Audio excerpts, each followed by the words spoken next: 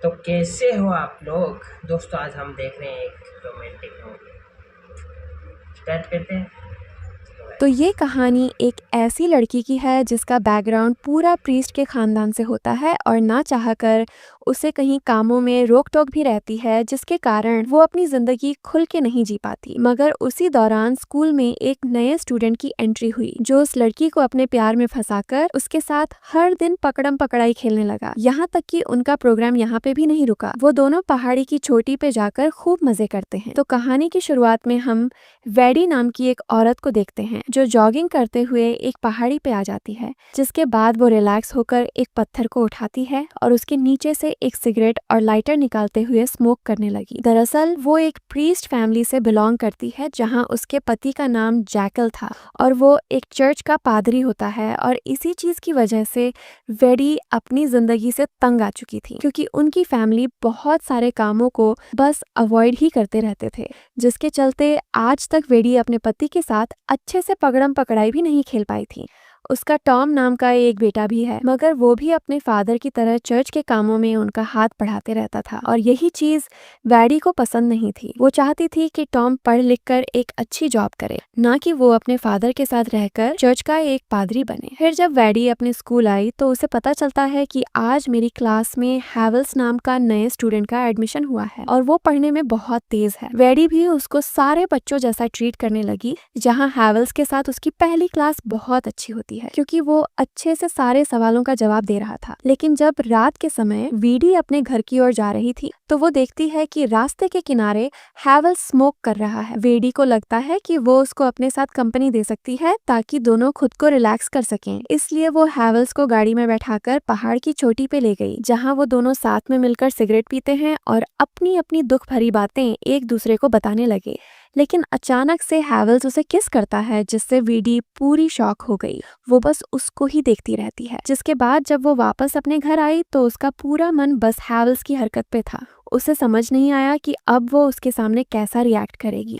और अगले दिन जब वो कुछ काम कर रही थी तो अचानक हैवल्स उसके घर ही आ जाता है। वो बताता है कि मुझे तुम्हारी होमवर्क करने में मदद चाहिए, क्योंकि उसने बहुत देर से स्कूल ज्वाइन किया था। तो वीडी भी उसकी मदद करने के लिए मान जाती है, मगर वो उसके सामने ऐसा बिहेव करने लगी जैसे कि कल रात कुछ हुआ ही ना हो। कुछ देर बाद वो किचन में खाना बनाती है, पर उसी दौरान हैवल्स पीछे से आकर उसे पकड़ लेता है। वेडी को ये सब अच्छा नहीं लगा, इसलिए वो उसे जोर से धक्का मारती है, जिससे कि हैवल्स के नाक से खून निकलने लगता है और वो नाटक करता है कि मुझे बहुत दर्द हो रहा है। तो वेडी उसको प्यार से बैठाती है और उसके नाक में दवाई लगाने लगी, मगर अभी भी वो बहुत गुस्से में थी। तो वो उसको घर ड्रॉप करने चली गई और कहती है कि जो भी तुमने मेरे साथ किया वो आगे से मत करना, वरना इसका अंजाम बहुत बुरा होगा। वो हैवल्स को खुद से दूर रहने के लिए कहती है, लेकिन हैवल्स बात मानने वालों में से नहीं था। वो दोबारा से वेडी के पैरों में अपना हाथ रखता है, जिससे कि वेडी को भी मजा आ रहा था और वो भी इस मोमेंट को खूब एंजॉय करती है। फिर अगले दिन जब वो अपने पति जैकल के साथ टाइम स्पेंड कर रही थी तो यहाँ पे भी वो कल रात के बारे में ही सोचती है। और जब पूरी फैमिली मिलकर अपना ब्रेकफास्ट करते हैं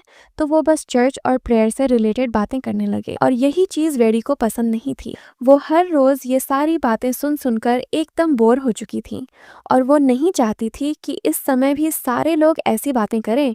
उसको बहुत गुस्सा आ रहा था, इसलिए उसका मन दोबारा से स्मोक करने का हुआ ताकि वो खुद को रिफ्रेश फील करवा पाए। साथ ही उसे एक पार्टनर की भी जरूरत थी ताकि वो उसे अपनी दुख भरी कहानी सुना सके। उसके मन में हैवल्स का ख्याल आया, मगर उसके पास उसका नंबर नहीं था। तो वीडियो जल्दी से अपने बेटे टॉम का मोबाइल लेती है, जिसके बाद वो हैवल्स को मैसेज करके पहाड़ी पे आने के लिए कहती है। और जब हैवल्स वहाँ आया तो दोनों एक दूसरे को कंट्रोल नहीं कर पाते, जहाँ वो एक साथ पकड़म पकड़ाई खेलना शुरू करते हैं और हैवल्स दबा के उसकी गुफा में धमाके करता है। घर आकर वीडियो सबके सामने नॉर्मल रहने लगी। साथ ही वो टॉम को उसका मोबाइल वापस करती है और झूठ कहती है कि मैं गलती से तुम्हारा फोन अपने साथ ले गई थी। मगर टॉम कहता है कि आप उस पहाड़ी पे क्या करने गए थे। ये सुनकर वेडी शॉक रही और उसे डर लगने लगा था कि कहीं टॉम को मेरी पकड़म पकड़ाई वाली बात तो पता नहीं चल गई। लेकिन टॉम बताता है कि मेरे फोन में जीपीएस सिस्टम है, जिसकी वजह से मुझे अपने फोन की लोकेशन के बारे में आसानी से पता चल रहा था। फिर अगले दिन ये सारी बातें वो हैवल्स को बताती है कि शायद टॉम को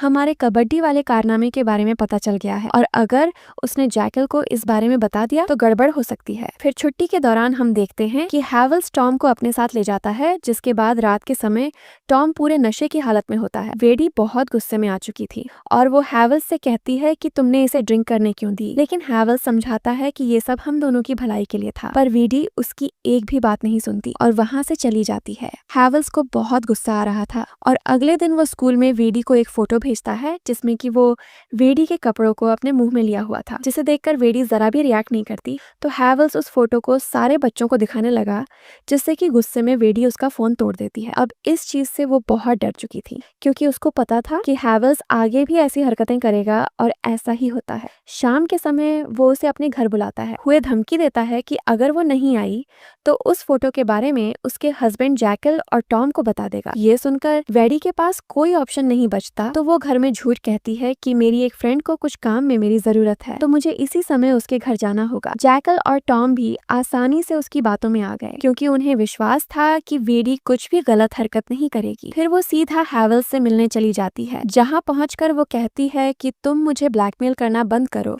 क्योंकि मैं तुम्हारी छोटी मोटी धमकियों से डरने वाली नहीं हूँ। और यहाँ पे हैवेल्स उसके क्लोज आने लगा और वो पकड़म पकड़ाई खेलने के लिए आगे बढ़ता है, पर वीडियाई उसे रोक देती है क्योंकि अब उसे हैवेल्स के साथ कुछ भी नहीं करना था, मगर हैवेल्स उसके साथ जबरदस्ती करने लगा। तो बड़ी ही मुश्किल से वेडी खुद को बचाकर वहां से भागने में कामयाब रहती है, लेकिन उसे नहीं पता था कि इसका अंजाम बहुत बुरा होने वाला है क्योंकि अगले दिन जब वो अपने स्कूल आई तो उसे प्रिंसिपल ऑफिस में बुलाया गया, जहां प्रिंसिपल एक फोटो दिखाता है जिसमें कि हैवेल्स ने उसके कपड़े अपने मुंह में लिए हुए थे। ये दिखाते हुए वो वेडी से इसके बारे में पूछते हैं और बताते हैं कि पूरे स्कूल में ये बात फैल रही है कि ये कपड़े तुम्हारे हैं और तुम्हारा चक्कर हैवेल्स के साथ चल रहा है। लेकिन वेडी खुद को बचाने लगी और झूठ पे झूठ कहती है, पर इसका कोई फायदा नहीं होता क्योंकि सारे सबूत उसके ही खिलाफ थे और वो कुछ कर भी नहीं पाती। थोड़ी देर बाद जब वो अपने क्लास में आई तो उसका बेटा टॉम भी उससे बात नहीं करता, उसको भी सारे सच के बारे में पता चल गया था। और तभी वेडी को कुछ पुलिस वाले अपने साथ ले जाते हैं, जहाँ वो लोग पहाड़ की चोटी पे आए जहाँ पे हैवेल्स एक पत्थर के ऊपर खड़ा था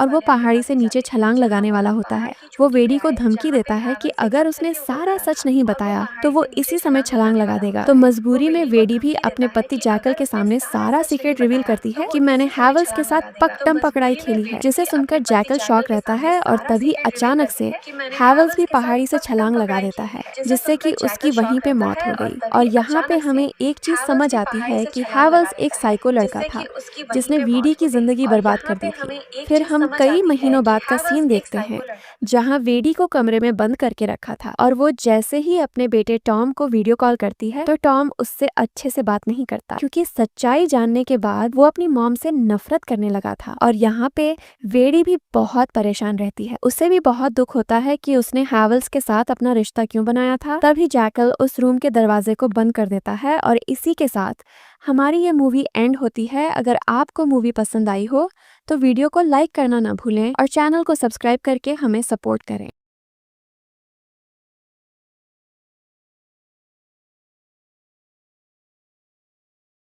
कैसी लगी गाइस मूवी, कमेंट्स में बताना। ओके।